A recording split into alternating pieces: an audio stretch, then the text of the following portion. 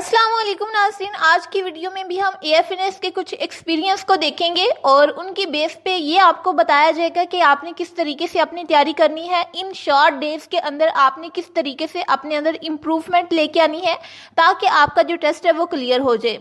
ये हमारे पास पहला एक्सपीरियंस है। अकॉर्डिंग टू दिस कैंडिडेट, मेरा आज रावलपिंडी में टेस्ट हुआ था। ऑनेस्टली पेपर मुझे मुश्किल, काफ़ी टफ लगा। Specially academic portion, English grammar के क्वेश्चन ज़्यादा थे और ट्रिकी भी, जैसे noun, adjective, adverb, clause, phrase, gerund, participle, synonyms में कुछ आए हुए थे। नाज़रीन, एक चीज़ मैं यहाँ पे आपको क्लियर कर दूं कि कुछ स्टूडेंट को जो टेस्ट है वो टफ लगेगा, कुछ स्टूडेंट को जो टेस्ट है वो इजी लगेगा, कुछ के लिए टाइम मैनेजेबल होगा, कुछ के जो टाइम है वो मैनेज नहीं हो पा रहा होगा। तो आपने ये नहीं करना कि एक एक्सपीरियंस दे के, एक बच्चे ने कहा है कि टफ लगा है तो आप ये माइंड में सोच लें कि टेस्ट बहुत टफ आ रहे हैं, ये हो रहा है, मैं पता नहीं क्लियर कर पाऊंगी कि नहीं। तो ऐसा कुछ नहीं सोचना। नाज़रीन, इस वीडियो के अंदर आपको हर एक एक्सपीरियंस को पढ़ने के बाद क्या उसमें इम्प्रूवमेंट लाई जा सकती है, यानी एक्सपीरियंस की बेस पे आपने अपने अंदर कैसी इम्प्रूवमेंट लानी है वो आपको बताया जाएगा ताकि आप अपने टेस्ट को अच्छे से प्रिपेयर कर सकें टाइम से पहले।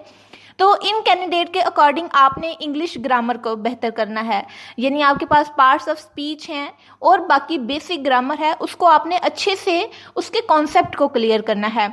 कॉन्सेप्ट आपको आता होगा तो किसी भी तरह के एमसीक्यूज आप मिनटों में उसको सॉल्व कर लेंगी। इसके बाद यही वाली कैंडिडेट अपना एक्सपीरियंस में बायोलॉजी का बताती हैं कि बायोलॉजी में फ्रेगमोप्लास्ट और blood vascular system related questions थे। और यानी आपने अब क्या करना है कि वेस्कुलर सिस्टम है जो ह्यूमन बॉडी का, ब्लड वेस्कुलर सिस्टम, आपने उसको अच्छे से तैयार करना है ताकि अगर आपके पेपर में भी इस टॉपिक से एमसीक्यूज आए तो आप उसको जल्दी से हल कर लें। यही तरीका होता है, यही एक चीज़ होती है जो हमें एक्सपीरियंस से चाहिए होती है कि टॉपिक पता चल जाए, कुछ ना कुछ पता चल जाए ताकि हम उसको अच्छे से ग्रैप कर लें। इसके बाद फ्रेगमोप्लास्ट का टॉपिक है, इसको आपने अच्छे से प्रिपेयर करना है। और फिजिक्स में आरएमएस और इलेक्ट्रॉनिक्स वाला चैप्टर, यानी चैप्टर नंबर 18 है, जिसमें बेस करंट है, कलेक्टर करंट है, ये एक टॉपिक की कुछ हिंट दी हुई हैं, आपने इसको अच्छे से पढ़ना है। इनके न्यूमेरिकल पूछे गए थे तो आपने इन टॉपिक्स के न्यूमेरिकल के ऊपर फोकस करना है। फोटो इलेक्ट्रिक इफेक्ट की डुअल नेचर भी आया हुआ था। आपके पास फिजिक्स का टॉपिक है, अब आपने फोटो इलेक्ट्रिक इफेक्ट जो है उसकी डुअल नेचर क्यों होती है, ये फोटो इलेक्ट्रिक इफेक्ट है क्या, इसकी डुअल नेचर किस वजह से होती है, इसका इफेक्ट क्या होता है, किस किस चीज़ पे इफेक्ट होता है, ये सारी चीज़ें आपने पढ़ लेनी है। इसके बाद इन कैंडिडेट ने अपने कुछ क्वेश्चन बताए हैं जो कि इनको याद थे, जो कि इनके पेपर में आए हुए थे। एक सिनोनिम वाला क्वेश्चन है, दूसरा फ्रेगमोप्लास्ट होता है, इसका आंसर है प्लांट सेल डिवीजन के दौरान, यानी फ्रेगमोप्लास्ट कब होता है, आंसर है प्लांट सेल डिवीजन का जब प्रोसेस होता है तब ये फ्रेगमोप्लास्ट होता है। और इसके नतीजे में क्या होता है, जो दो डॉटर न्यूक्लियाई हैं वो बनते हैं या फिर ये दो डॉटर न्यूक्लियाई के दरमियान होता है, ये आपने बुक से कंफर्म करके याद करना है। इसके बाद नेक्स्ट क्वेश्चन है, ब्लड वेस्कुलर सिस्टम कौन सा पाथवे फॉलो नहीं करता, तो ये आपने एमसीक्यूज याद करना है अपनी बुक से देख के। फिर है आरएमएस वाला न्यूमेरिकल था, आरएमएस वाला फिजिक्स का टॉपिक आपने देखना है, तो उसकी टेक्स्ट बुक के अंदर जो भी न्यूमेरिकल होगा उसको आपने अच्छे से याद कर लेना है। इसके बाद electronics, base current, collector current, numerical, यानी इस टॉपिक के आपने न्यूमेरिकल करने हैं। इसके बाद नेक्स्ट क्वेश्चन है, फोटो इलेक्ट्रिक इफेक्ट, इसकी डुअल नेचर होती है, यानी इसके अंदर जो लाइट इस्तेमाल होती है उसकी डुअल नेचर होती है, उसकी दोहरी नेचर होती है, दो किस्म की उसकी नेचर होती है। इसके बाद इन्होंने कुछ इंटेलिजेंस के क्वेश्चन बताए हुए हैं। हमारे पास एक हेलीकॉप्टर है जो कि 80 गैलन का फ्यूल इस्तेमाल करता है और 320 किलोमीटर का सफ़र तय करता है।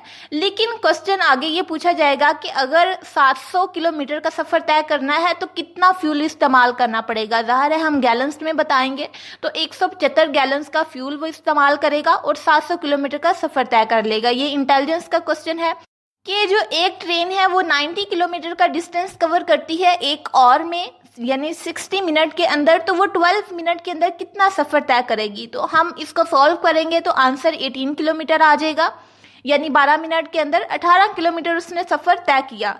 अगर हम डाटा इस्तेमाल करें कि 90 किलोमीटर का सफ़र अगर तय हो रहा है 60 मिनट में, तो 12 मिनट के अंदर 18 किलोमीटर सफ़र तय होगा। ये बहुत ही इंपॉर्टेंट क्वेश्चन है, तकरीबन हर दफा ही ये रिपीट होता है। इसके बाद नेक्स्ट क्वेश्चन है, man covers 20 kilometre in 1 hour and 40 minute, then 1 kilometre कितने में होगा? यानी 20 किलोमीटर का सफर तय होता है 100 मिनट के अंदर, यानी 1 घंटे वाले 60 मिनट और 40 मिनट दूसरे। 20 किलोमीटर 100 मिनट के अंदर तय हो गया, तो 1 किलोमीटर के लिए कितना टाइम लगेगा, वो आपने हल करके आंसर बताना है। इसके बाद नेक्स्ट भी मैथ का क्वेश्चन है, ये इंटेलिजेंस के अंदर 2 + 2/2 = 3। ये बेसिकली इस तरीके से हल हुआ है कि 2/2 को पहले आपने हल करना होता है, मैथ का रूल है, तो 1 आ गया आंसर, फिर 1 और 2 को प्लस करेंगे तो 3 प्रॉपर आंसर आ जाएगा। नेक्स्ट क्वेश्चन है 90% ऑफ 90, आंसर है 81। नेक्स्ट क्वेश्चन है BEJQ, इसके बाद क्या आएगा? तो ये हमारे पास अल्फाबेट सीरीज का क्वेश्चन है, इसके बाद Z आएगा। इसके बाद नंबर सीरीज का क्वेश्चन है 66, 63, 57, 45, तो आंसर हमारे पास आगे 21 आ जाएगा। यानी पहले आपने 3 माइनस किए, फिर 63 में से आपने 6 माइनस किए, फिर 57 आ गया, 57 में से आपने 12 माइनस किए तो 45 आ गया, 45 से आप 24 माइनस करेंगे तो 21 आंसर आ जाएगा। इसके बाद कॉमन सेंस का क्वेश्चन है, why do we boil milk, इसका आंसर आपने लगाना है।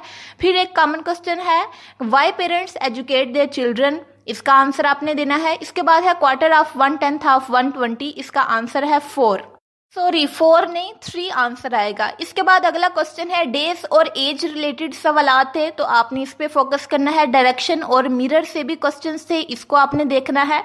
इसके बाद इन कैंडिडेट ने अपने एक्सपीरियंस के अंदर लिखा है कि इंग्लिश पोर्शन टफ और ग्रामर फोकस्ड था, यानी ग्रामर के ऊपर आपने फोकस करना है। जितने भी हमने एक्सपीरियंस देखे हैं उनके अंदर यही लिखा हुआ है कि जो इंग्लिश है वो ग्रामर में से आया है। मोस्टली इंग्लिश का जो पेपर है वो इंग्लिश ग्रामर, बेसिक जो ग्रामर है, पार्ट्स ऑफ स्पीच है, सेंटेंस है, कंडीशनल सेंटेंस है, पंक्चुएशन है, इन आपने टॉपिक्स को अच्छे से याद कर लेना है, अच्छे से प्रिपेयर कर लेना है। इसके बाद लिखा है कि फिजिक्स न्यूमेरिकल ज़रूर रिवाइज करें, स्पेशली RMS और इलेक्ट्रॉनिक्स वाले, तो आपने इनके ऊपर फोकस करना है। इसके बाद ये नेक्स्ट कैंडिडेट का एक्सपीरियंस है, इनके अकॉर्डिंग एकेडमिक मिक्स था, बायोलॉजी, केमिस्ट्री, फिजिक्स इजी थे, लेकिन इंग्लिश पोर्शन टफ था। आपने इंग्लिश पोर्शन के ऊपर फोकस करना है। बायोलॉजी के अंदर ये कैंडिडेट अपना एक्सपीरियंस बयान करते हैं, हीमोग्लोबिन ऑक्सीजन कैरी करता है, ये एक पॉइंट आया हुआ था। अमाइनो एसिड्स पेप्टाइड बांड्स के जरिए बाइंड करता है, यानी डिफरेंट अमाइनो एसिड्स हैं, ये आपस में जुड़ते हैं, किसके जरिए? पेप्टाइड बांड के जरिए। ये पॉइंट आपने याद करना है। आपने अमाइनो एसिड वाला कंप्लीट जो टॉपिक है वो कर लेना है, ताकि आपको इस टॉपिक में से कहीं भी MCQs उठा के पूछा जाए तो आप उसको हल करने के काबिल हों। इसके बाद इनके अकॉर्डिंग केमिस्ट्री का एक्सपीरियंस ये है, ऑक्सीडेशन ऑफ सेकेंडरी अल्कोहल, यानी सेकेंडरी अल्कोहल को जब हम ऑक्सीडाइज करते हैं तो कीटोन बनता है। आपने primary alcohol, secondary alcohol, tertiary alcohol, इन तीनों की ऑक्सीडेशन करवा के, रिएक्शन करवा के तो प्रोडक्ट को याद रखना है। ऑक्सीडेशन वाले टॉपिक के अंदर केमिस्ट्री का ये टॉपिक है।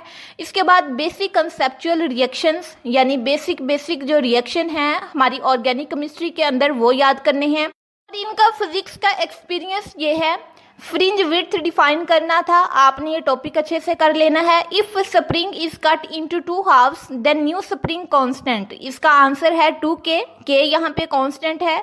इसके बाद सिंपल पेंडुलम का लेंथ वाला रिएक्शन, ये आपने सिंपल पेंडुलम की जो लेंथ की वो है इक्वेशन है एक, वो भी आपने याद कर लेनी है।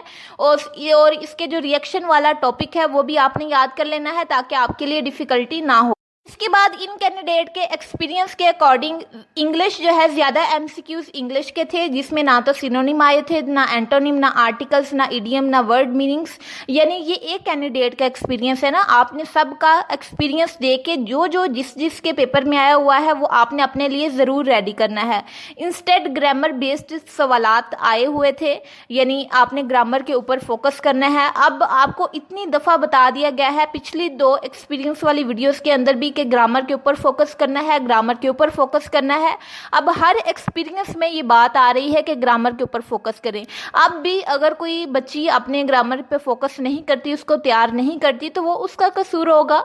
इन्होंने लिखा है कि ग्रामर पोर्शन के अंदर से सवालात आए हुए थे। इसके अंदर कंपाउंड सेंटेंस है, डिक्लेरेटिव सेंटेंस है, अब्स्ट्रैक्ट नाउन है, अब्स्ट्रैक्ट प्रोनाउन है, प्रॉपर नाउन है, कॉमन नाउन है। यानी सिंपली नाउन प्रोनाउन का टॉपिक है और सेंटेंस का टॉपिक है। इसको आपने अच्छे से तैयार करना है ताकि आपके एमसीक्यूज अच्छे से हो जाएं।